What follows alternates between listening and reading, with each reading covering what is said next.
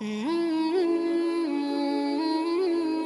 کی لاٹھی بے آواز ہے، وہ جب چاہے انصاف لے سکتا ہے۔ کسی زمانے میں ایک قصاب تھا، وہ رات کے وقت جانور ذبح کیا کرتا تھا اور دن میں اپنی دکان پر گوشت لا کر بیچا کرتا تھا۔ جب یہ قصاب جانور ذبح کرتا تو خون کپڑوں پر لگ جاتا، تو یہ قصاب گھر آ کر خون آلودہ کپڑے بدلتا۔ ایک رات یہ قصاب جانور ذبح کر کے آ ہی رہا تھا کہ راستے میں سے ایک شخص شور مچاتا ہوا آیا، اس قصاب کو پکڑ لیا۔ جب پکڑ لیا تو اس قصاب نے دیکھا کہ اس پکڑنے والے شخص کے جسم سے خون بہ رہا ہے۔ یہ دیکھ کر قصاب بڑا ہی حیران ہوا، اتنے میں وہ شخص فوت ہو گیا، مر گیا۔ جب وہ مرا تو قصاب نے دیکھا کہ مرنے والے کے جسم میں ایک چھرا کھونپا ہوا ہے، کسی نے اسے قتل کیا ہے، کسی نے اسے مارا ہے۔ اب جو اسے قتل کرنے والا تھا وہ بھاگ گیا۔ اب لوگوں نے اس قصاب کو ہی آ کے پکڑ لیا۔ قصاب کے خون آلودہ کپڑے دیکھ کر لوگوں نے کہا تو نے ہی اسے قتل کیا، تو ہی اسی کا قاتل ہے۔ لوگوں نے اس قصاب کو پکڑ لیا، قاضی کے پاس لے گئے، قصاب پر مقدمہ چلایا گیا۔ لوگوں کی گواہی سن کر قاضی نے قصاب کو پھانسی کا فیصلہ سنا دیا۔ جب قصاب کو پھانسی کے لیے تختے پہ لایا گیا تو قصاب کی آنکھوں سے آنسو نکل رہے تھے۔ قصاب کی آنکھوں سے نکلے آنسو دیکھ کر تختے پر لانے والے پولیس افسر نے پوچھ لیا کیوں رو رہے ہو؟ اب کچھ زیادہ ندامت ہونے لگ گئی۔ اس قصاب نے کہا میاں ندامت تو ہو ہی رہی ہے، لیکن میں اس بندے کا قاتل نہیں ہوں جس کی سزا مجھے ابھی مل رہی ہے، اصل میں میں کسی اور کا قاتل ہوں۔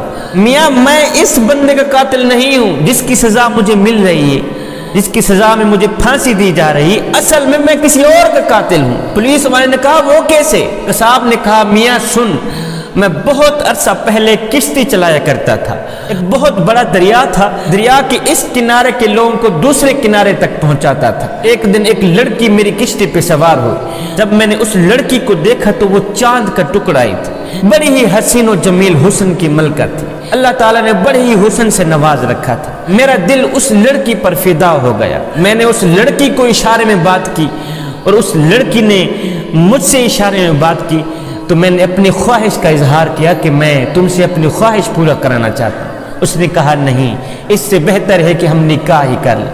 کہا وہ کیسے ہوگا؟ وہ جوان لڑکی نے کہا کہ تم میرے والدین کے پاس جا کر رشتہ مانگ، وہ تجھے رشتہ دے دیں گے، پھر ساری زندگی اکٹھے رہیں گے۔ کہتا ہے میں نے جا کر لڑکی کے والدین سے رشتے کی بات کی، انہوں نے کہا ہماری لڑکی تو اتنی حسین و جمیل ہے، خوبصورت، پڑھی لکھی ہے، اللہ کی نیک بندی ہے، تیرے اندر تو ہمیں ایک خوبی بھی نظر نہیں آتی، لہٰذا ہم تجھے اپنی لڑکی کا رشتہ نہیں دیتے، تو یہاں سے چلا جا۔ میں بہت ہی مایوس ہو کر واپس چلا گیا۔ میری اس محبت میں، میرے پیار میں، میری مایوسی میں 2 سال گزر گئے۔ 2 سال کے بعد ایک دن میں کشتی چلا رہا تھا، ایک عورت میری کشتی پہ سوار ہوئی، اس عورت کے ساتھ اس کا ایک بچہ بھی تھا۔ جب میں نے غور کیا تو دیکھ کر حیران رہ گیا کہ یہ وہی لڑکی تھی جس کی محبت میں 2 سال میں نے بڑے ہی مشکل سے گزارے۔ یہ وہی عورت ہے جس کے عشق میں، جس کے پیار میں میں نے 2 سال بڑے ہی مشکل سے گزارے۔ اب میں نے کیا کیا؟ میں نے اس سے باتیں کرنا شروع کر دی۔ اب اس لڑکی نے کہا نہیں، میں تجھ سے باتیں نہیں کر سکتی، اس لیے کہ میں کسی کی امانت ہوں، میری شادی ہو گئی، یہ میرا خامد ہے، دیکھو یہ میرا بیٹا ہے، میں کسی کی امانت ہوں، میں تیرے ساتھ بات ہرگز نہیں کر سکتی۔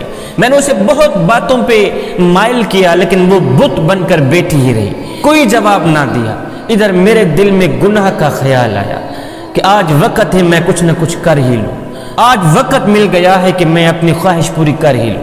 2 سالوں کی محبت میں نے دل میں سما رکھی ہے، 2 سالوں کا پیار میں نے دل میں سما رکھا ہے، آج وقت مل گیا ہے کہ میں کچھ نہ کچھ کر ہی لوں اس کا۔ اب میں نے اس لڑکی کو کہا کہ میرے قریب آؤ، میری خواہش پوری کرو۔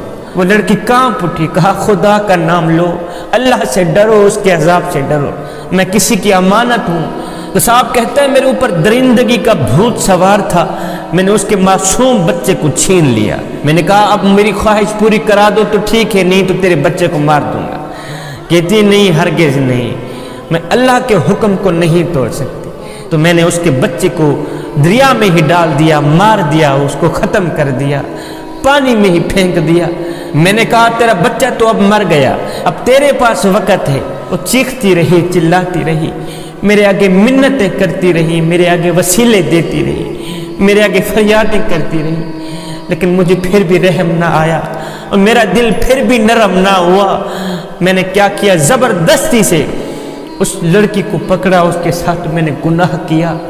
گناہ کرنے کے بعد میرے ذہن میں خیال آیا کہ اگر اسے میں ایسے چھوڑ دوں تو یہ گھر جائے گی، اپنے بچے کے قتل کا مقدمہ میرے اوپر درج کرائے گی اور مجھے پھانسی پہ لٹکا دے گی۔ اس سوچ کی بنیاد پر میں نے اس لڑکی کو بھی جان سے مار دیا، جان سے مار کر میں نے اسے پانی میں پھینک دیا اور واپس چلا گیا۔ یہ کہنے کے بعد وہ شخص خون کے آنسو رونے لگا، رو کر کہنے لگا، میاں مجھے اس قتل کی سزا نہیں مل رہی، مجھے تو اس قتل کی سزا مل رہی ہے جو 20 سال پہلے میں نے قتل کیے تھے۔